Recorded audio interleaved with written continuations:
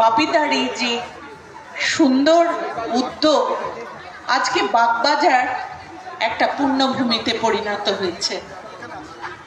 কয়েক বছর ধরে আমরা দেখতে পাচ্ছি বাগবাজারের এই মাঠ দুর্গাপুজোর আগেই রথযাত্রার সময় থেকে এতদিন ধরে একটা সুন্দর পূর্ণভূমি, এবং যেখানে সমস্ত কলকাতা নয়, নর্থ ক্যালকাটা, সাউথ ক্যালকাটা নয়, 24 পরগনা এবং বিভিন্ন জায়গা থেকে মানুষ এই সময় এসে আনাগোনা করছেন এবং তারা জগন্নাথের পাদস্পর্শে এসে ধন্য হচ্ছেন।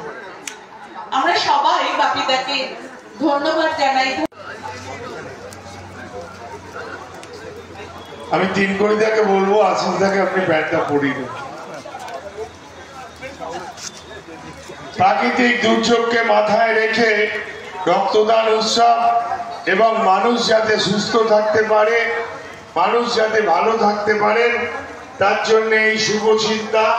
বিভিন্ন রকম রক্ত পরীক্ষা মাধ্যমে আপনারা নিজের শরীর কেমন আছে, কিভাবে থাকতে পারবেন আগামী দিনে, সেই প্রচেষ্টা আমরা করছি। আপনারা আপনাদের মূল্যবান সময় থেকে 2 মিনিট সময় দিয়ে আমাদের এখানে রক্ত পরীক্ষা এবং রক্তদান করে যাবেন।